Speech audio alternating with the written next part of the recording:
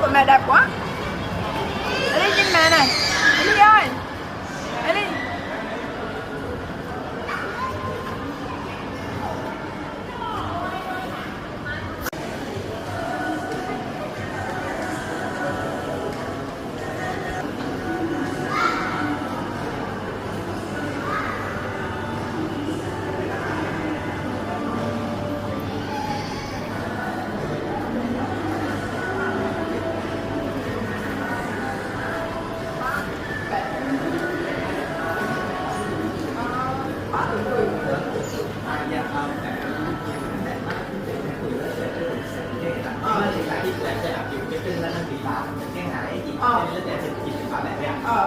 Rồi cuốn đây đó.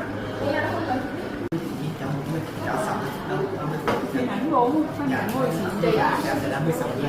Khi nhà bạn đây là có công việc của nhà hiện nay hiểu rằng giống như một nhóm nhà hàng của bạn sẽ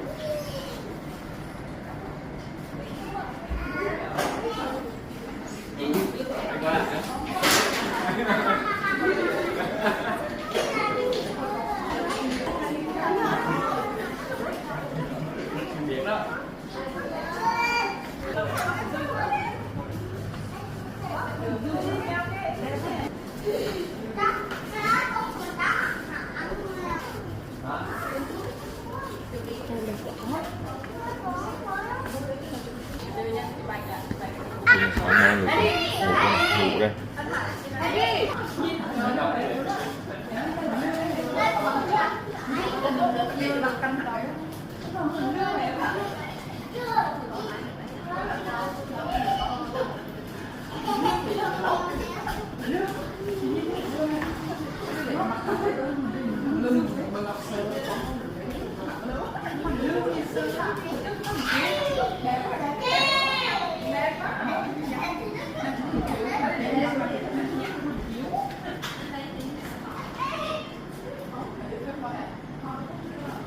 Dì em hình như thích ấy.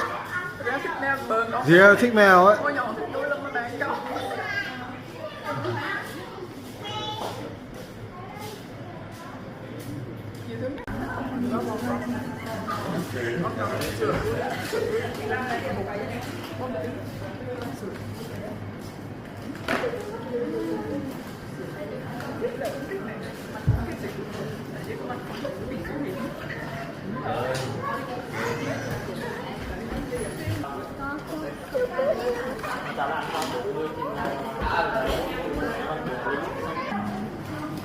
Có cái mũi vải cũng có cái mũi đó.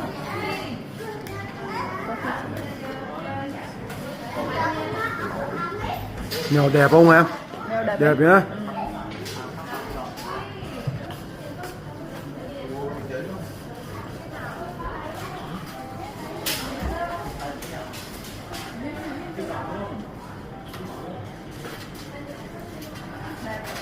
Elsa này, Minh, mèo Elsa mèo đây. Mèo Elsa mắc cỡ rồi. Chắc đúng.